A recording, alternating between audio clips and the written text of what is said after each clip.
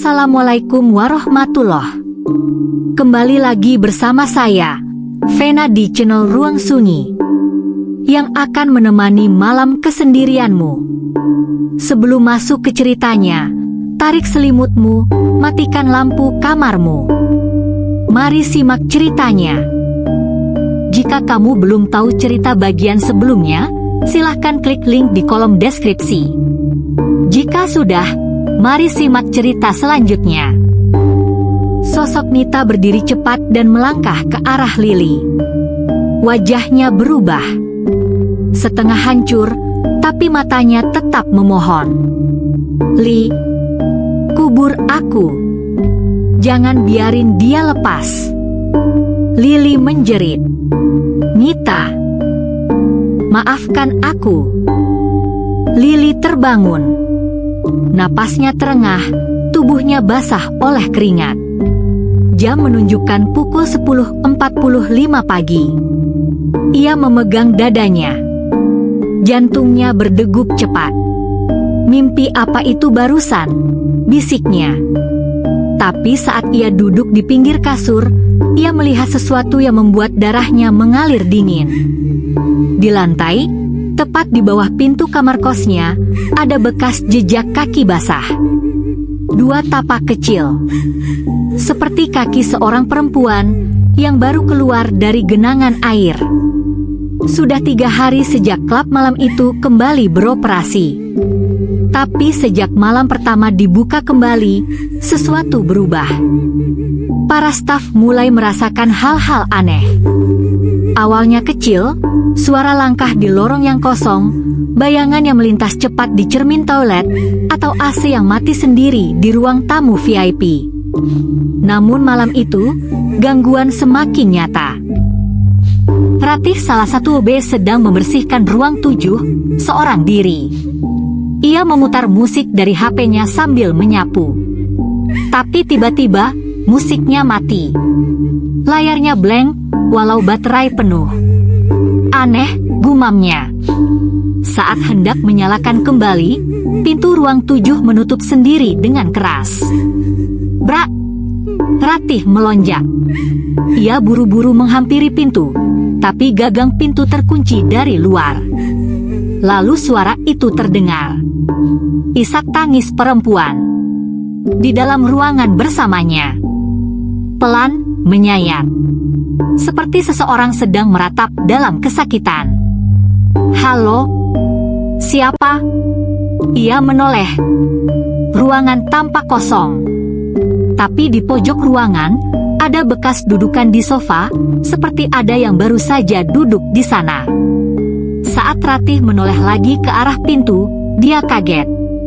Di cermin hias di dinding, ada sosok perempuan berambut panjang berdiri di belakangnya. Tapi saat ia menoleh langsung, tak ada siapapun. Ratih menjerit dan membentur pintu, hingga akhirnya dibuka oleh satpam.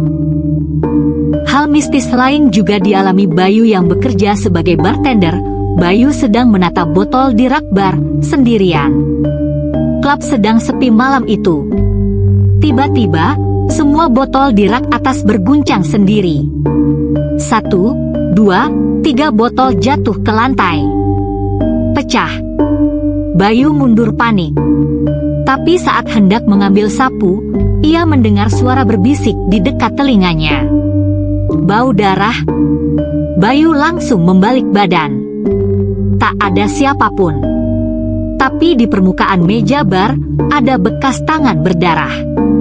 Seolah seseorang baru saja menekan tangannya di sana, meninggalkan bekas merah gelap. Bayu lari meninggalkan bar, pucat dan gemetar. Lili duduk sendirian di kamar kosnya, malam itu, memandangi foto lama yang sempat mereka ambil bersama. Foto Nita tersenyum, masih polos, masih lugu, belum tahu dunia yang sesungguhnya. Namun senyum itu kini terasa asing, seperti menyimpan pesan tersembunyi. Lili merasakan bulu kuduknya kembali meremang. Sejak mimpi itu, dan kejadian-kejadian aneh di klub, dia tidak bisa tenang. Sesuatu dalam dirinya terus membisikkan satu hal. Nita tidak pergi. Nita masih di sini. dan dia tidak tenang. Keesokan harinya, siang hari, Lily kembali ke klub dengan alasan ingin mengambil barang yang tertinggal. Tapi sebenarnya, dia punya rencana lain. Ia menyusuri lorong-lorong kosong yang sekarang terasa lebih dingin dan berat. Langkahnya berhenti di depan ruangan Pak Didi. Ruangan itu telah direnovasi cepat, dilapisi vinil baru, cat segar, bahkan beberapa ornamen tambahan. Tapi Lily tahu, inilah tempat terakhir Nita dipanggil sebelum hilang. Ia coba mendorong gagang pintu. Terkunci. Lily berbalik. Tejo sedang berdiri jauh di ujung lorong. Mereka saling menatap beberapa detik. Tejo menunduk dan berbalik, cepat menghilang ke dalam gudang. Malam harinya, Lily mulai menanyai teman-teman lain. Kalian ingat gak terakhir lihat Nita? Rata-rata jawabannya sama. 2 hari sebelum klub tutup. Tapi katanya pulang duluan sama kamu, Lee. Lily makin gelisah. Ia tahu Nita tak pernah pulang malam itu. Ia hanya membawanya keluar ruangan Pak Didi dalam keadaan setengah sadar dan baju hampir terbuka. Tapi sekarang dia menghilang. Tak ada kabar. Tak ada jejak. Nomor HP-nya mati. Keluarga di kampung mengira dia masih kerja di kota. Bahkan mereka masih mengirim pesan singkat menanyakan kabarnya, tapi Nita tak pernah membalas. Tengah malam, Lily kembali ke Pantry Club, tempat terakhir Nita menangis sebelum diculik malam itu. Ia menatap cermin kecil di dinding. Tiba-tiba, cahaya lampu berkedip. Dan dalam pantulan cermin, Lily melihat sosok Nita. Berbaju robek, berdarah, menangis. Menunjuk ke arah lorong belakang, dekat pintu gudang. Lily membalik badan. Tidak ada siapa-siapa. Tapi ia tahu harus ke sana. Dengan langkah berat, ia berjalan menyusuri lorong. Pintu gudang berderit pelan ketika ia dorong. Lembab, gelap, berdebu. Tapi ada jejak lumpur basah menuju ke ujung ruangan. Di balik tumpukan kardus tua, Lily menemukan sebuah pintu kecil menuju ruang bawah lantai, seperti ruang penyimpanan lama. Dan di sana, bau anyir darah mulai terasa. Malam itu, pukul 1.30. Klub sudah tutup. Hanya tinggal beberapa OB yang beberes, dan Tejo, seperti biasa, memeriksa laporan akhir dari ruang pengawas CCTV. Namun malam ini berbeda. Monitor CCTV-nya tiba-tiba berkedip. Satu persatu layar berubah menjadi gambar statis hitam putih, lalu kembali normal. Tapi pada salah satu layar, kamera lorong belakang, tampak sosok perempuan berbaju putih, berdiri diam menghadap tembok. Wajahnya tak tampak. Rambutnya panjang menutupi wajah. Ia berdiri kaku. Tejo mengernyit. Siapa itu? OB? Ia ambil walkie-talkie. Ratih, kamu masih di lorong belakang. Tak ada jawaban. Ia memperbesar tampilan kamera. Tiba-tiba, sosok perempuan itu perlahan menoleh, menatap langsung ke kamera. Matanya hitam. Wajahnya pucat dan robek. Layar langsung mati. Tejo terlonjak, keringat dingin membasahi pelipisnya. Ia keluar dari ruang pengawas, menelusuri lorong cepat-cepat. Tak ada siapapun. Tapi bau amis mulai tercium. Seperti bau darah basi. Saat melintasi pantry, lampu mendadak padam. Gelap total. Ia mengeluarkan senter HP. Ketika cahayanya menyorot ke depan, seseorang berdiri hanya 2 meter darinya. Wajahnya hancur. Bajunya robek. Darah menetes dari dagunya. Itu Nita. Tejo, kenapa kamu kubur aku hidup-hidup? Tejo menjerit, mundur, senter jatuh. Suasana gelap lagi. Ia lari terbirit-birit menuju luar, tapi setiap pintu yang ia coba buka terkunci. Dalam kegelapan, suara tangis terdengar dari berbagai sudut. Kembalikan aku. Kembalikan tubuhku. Kembalikan namaku. Teriakan Tejo menggema di seluruh klub malam yang kini berubah seperti neraka kecil. Keesokan paginya, satpam menemukan Tejo tidur meringkuk di pojokan pantry, menangis seperti anak kecil. Mulutnya komat-kamit, tubuhnya gemetar. Saat dibangunkan, ia hanya mengatakan satu kalimat berulang-ulang. Dia belum selesai, dia belum selesai. Lili yang mendengar kabar itu hanya bisa menatap kosong. Dalam hatinya, ia tahu arwah Nita sedang berbicara. Dan satu persatu, mereka yang bersalah akan dihukum. Malam itu, di ruang belakang klub, Lili baru saja menyelesaikan tugasnya saat melihat Tejo berjalan terburu-buru menuju gudang, membawa sesuatu dalam karung kecil. Wajahnya pucat, berkeringat, dan sorot matanya terlihat gelisah. Curiga, Lili segera menyusul. Ia pura-pura mengambil minuman dari rak, lalu membuka percakapan dengan nada santai. "Mas Tejo, kamu lihat Nita nggak?" Tejo berhenti. Wajahnya tegang. "Nita? Heh, udah dibilang juga. Mungkin dia udah pulang kampung. Orang kayak dia nggak tahan kerja di sini." Lili mendekat. Tapi keluarga dia belum dengar kabarnya. HP-nya mati. Barang-barangnya juga masih di kos. Kalau pulang, masa ninggalin semuanya? Tejo menoleh cepat, menatap Lili tajam. "Maksud kamu apa? Hah? Aku cuma tanya. Soalnya terakhir aku lihat, kamu yang terakhir deket-deket ruangannya Pak Didi, malam itu." Tejo gelagapan. Tangannya gemetar memegang karung. "Udah, jangan ikut campur urusan orang. Jaga aja kerjaanmu." "Kenapa kamu marah?"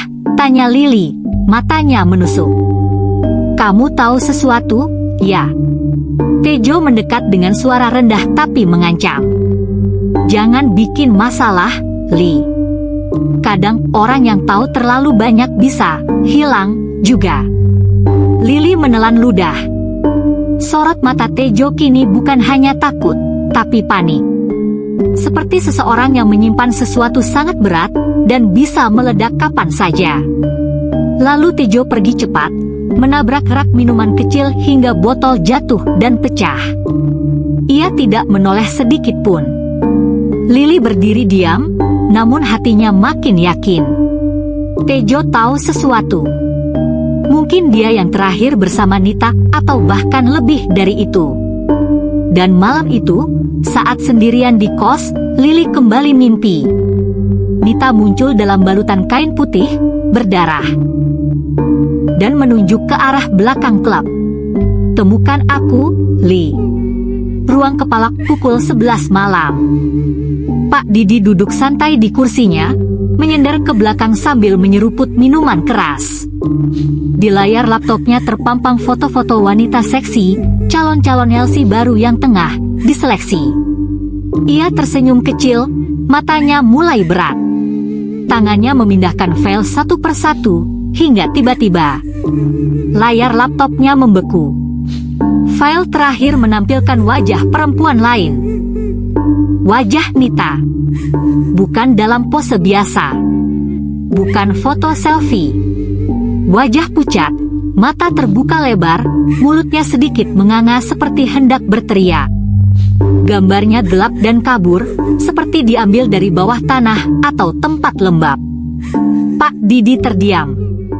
"Apa-apaan ini?" gumamnya, mencoba menutup file. Tapi tak bisa. Layar membeku. Wajah Nita masih menatapnya, seolah hidup. Detik berikutnya, pintu ruangannya terbuka keras. Tejo masuk terburu-buru, keringat membasahi wajahnya. Pak Didi, saya nggak tahan lagi." Pak Didi menoleh, buru-buru menutup laptopnya. Apa-apaan kamu? Masuk nggak ketuk pintu? Pak, saya diteror terus. Setiap malam. Dia?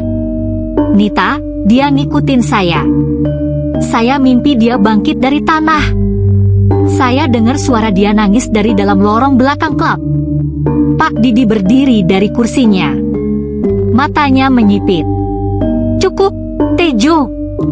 Jangan halusinasi. Itu cuma rasa bersalah kamu aja. Tapi Pak, saya tahu.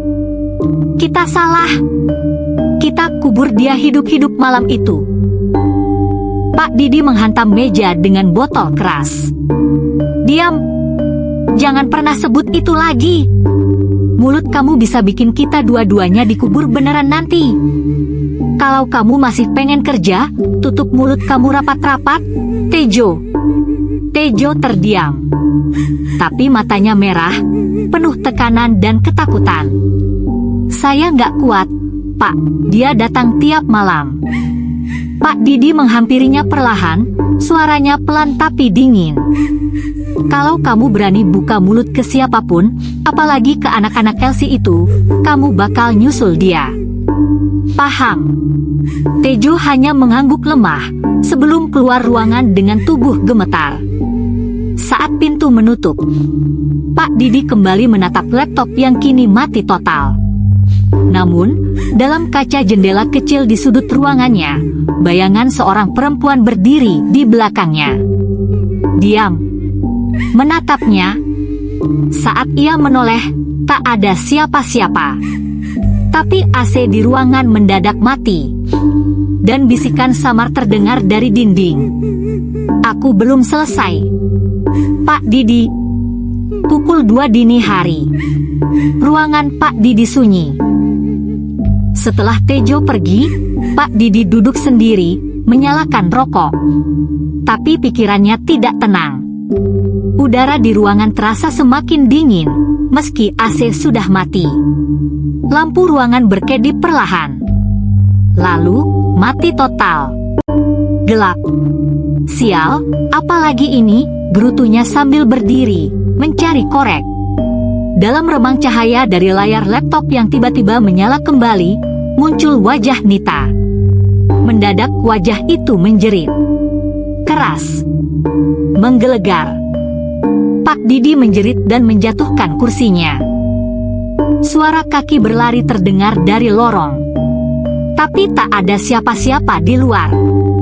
Saat ia kembali ke ruangannya, ada seseorang berdiri di pojok ruangan. Rambut panjang.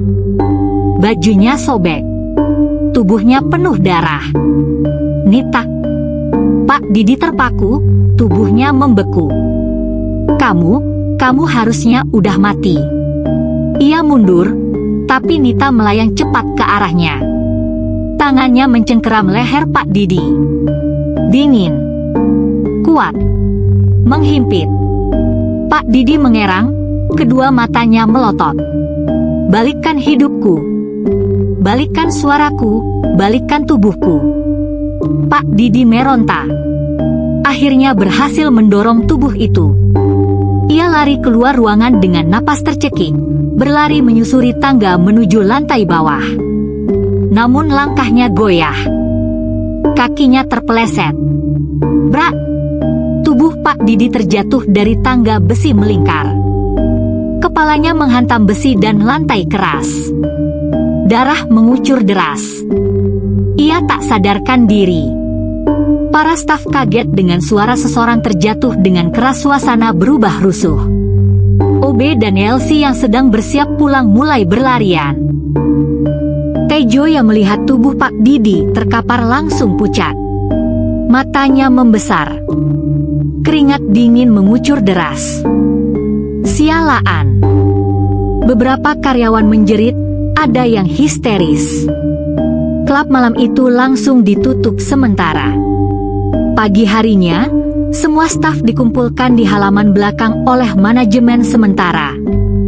Ada polisi yang datang memeriksa tangga dan CCTV. Tapi, rekaman malam itu rusak total. Tidak terekam 1 detik pun.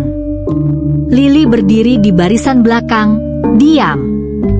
Kerumunan staf masih riuh saat ambulans membawa tubuh Pak Didi yang tak sadarkan diri. Polisi mulai bertanya-tanya pada para pegawai, namun tidak ada satupun yang tahu pasti apa yang sebenarnya terjadi. Lili berdiri terpaku, menatap ke arah Tejo yang tampak gelisah di dekat pagar belakang. Napasnya tak beraturan, tangannya menggenggam rokok yang bahkan tak sempat dinyalakan. Lili menghampiri dengan cepat. "Mas Tejo." Tejo terkejut, tapi berusaha tersenyum paksa. Lili, ini serem banget ya, tadi. Jangan pura-pura bego, Mas." Nada suara Lili rendah tapi tajam. "Aku udah lihat semua dari cara kamu panik, dari caramu melindur waktu semalam. Kamu tahu tentang Nita." Tejo menelan ludah. Wajahnya semakin tegang. "Nggak tahu apa-apa aku, sumpah." Lili langsung menarik lengannya, menyeretnya ke sudut halaman belakang, di dekat gudang. "Kalau kamu nggak cerita sekarang, aku sendiri yang bakal lapor ke polisi. Aku yakin banget kamu sama Pak Didi ngelakuin sesuatu ke dia." Tejo mulai gemetar. Wajahnya berkeringat dingin. Matanya menghindari tatapan Lili, tapi dadanya naik turun menahan tekanan. Akhirnya, ia meletakkan kedua tangannya di wajah. "Gue nggak tahan lagi. Nita, dia minta tolong, tiap malam dia datang." Lili membeku. "Apa maksudmu? Cerita semuanya sekarang." Tejo bicara pelan, nyaris berbisik. "Malam itu, gue diminta buat membius Nita hingga pingsan lalu membawa ke ruangan Pak Didi. Setelahnya gue dipanggil ke atas lagi, dia udah setengah telanjang dan terkapar di lantai dengan banyak darah. Gue diminta untuk beresin si Nita dan diam." Lili menutup mulutnya, air matanya mulai jatuh. "Astaga, kok bisa tega kau?" Ku dengar mereka sempat berdebat tapi entah tentang apa. Pak Didi marah. Dia maki-maki. Nita mau kabur. Pak Didi panik. Dia mukul Nita pakai botol sampai jatuh berdarah. Lili bergidik ngeri. "Dia mati." Tejo menggeleng. "Nggak langsung. Dia masih hidup, napasnya lemah. Tapi Pak Didi takut. Dia suruh gue beresin. Gue bawa Nita ke belakang, dekat septic tank lama yang udah ditutup beton. Gue gali. Masih jam 4 pagi. Gue ngubur dia hidup-hidup." Lili terdiam. Terpaku. Kamu tahu dia masih hidup tapi kamu tetap." "Gue dipaksa, Li. Dia ancam gue, dia bilang gue juga bakal dikubur kalau nolak." Air mata Lili mengalir. Hatinya terasa seperti ditusuk. "Di mana tempatnya? Di mana kamu kubur Nita?" Tejo menunjuk ke balik pagar kawat, di antara ilalang belakang gudang, tepat di samping tangki tua berkarat. "Di situ. Di bawah lapisan batu bata. Gue nutup pakai karung dan tanah. Nggak ada yang bakal tahu. Tapi sekarang, dia nyari keadilan, Li." Lili menatap titik itu. Angin malam terasa dingin menusuk. "Kita harus gali dia. Kita harus angkat jasadnya. Dia harus dibawa pulang." Tejo menggeleng, takut. Suasana di halaman belakang klub makin tegang. Polisi memasang garis kuning di sekitar tangga darurat, sementara para medis baru saja membawa Pak Didi yang masih tak sadarkan diri. Lili tak membuang waktu. Ia menarik lengan Tejo dengan paksa dan menyeretnya ke arah para polisi yang sedang memeriksa rekaman CCTV rusak. "Pak, saya mau lapor. Orang ini tahu semua kejadian tentang perempuan yang hilang bernama Nita," teriak Lili lantang. Tejo meronta, berusaha melepaskan diri. "Lili, jangan!" Tapi Lili berdiri di hadapan polisi, matanya merah dan tekadnya bulat. "Tanya dia. Dia tahu. Dia yang kubur Nita." Seorang penyidik langsung memegang Tejo dan menariknya menjauh dari kerumunan. Dua polisi lain ikut mengepung. "Kami sudah mencurigai banyak kejanggalan di tempat ini. Sekarang, bicara," perintah petugas. Tejo akhirnya luluh. Gemetar, ia menunduk dan mengaku semuanya, mulai dari malam saat Nita dipanggil Pak Didi, pingsan karena minuman, sampai perintah keji untuk menguburnya hidup-hidup. Polisi langsung bergerak cepat. Tejo diborgol dan dimasukkan ke mobil tahanan. Siang hari, kawasan rumah kosong belakang klub itu ramai oleh garis polisi dan alat berat kecil. Wartawan berdatangan. Bau tanah dan sisa mayat menguar saat satu persatu lapisan batu bata dan karung dibongkar. Lili berdiri tak jauh, menggenggam erat foto Nita yang pernah mereka ambil bersama di kamar kos. Tak lama, kantong jenazah hitam diangkat dari lubang itu. Tangisan Lili pecah seketika. "Maafin aku, Nit. Maafin aku nggak bisa nyelamatin kamu." Beberapa hari kemudian, satu mobil jenazah melaju pelan menembus jalanan desa. Di dalamnya, peti mati Nita terbaring tenang, ditutupi bunga-bunga putih. Lili duduk di sampingnya, mengenakan kerudung hitam. Ia menatap jendela dengan pandangan kosong, tapi jauh di dalam hatinya, ada satu tekad yang menguat. Setibanya di pemakaman, tangis keluarga Nita pecah. Ibunya pingsan, ayahnya terduduk lemas. "Anak kami kenapa bisa begini?" Lili hanya mampu berdiri menatap tanah yang mulai ditimbun. Sinar matahari sore menyinari wajahnya yang sendu namun tenang. Dalam hati, Lili bersumpah, "Ini cukup. Dunia malam ini cukup. Aku nggak akan kembali ke kehidupan itu. Aku akan mulai dari awal, untuk Nita dan untuk diriku sendiri."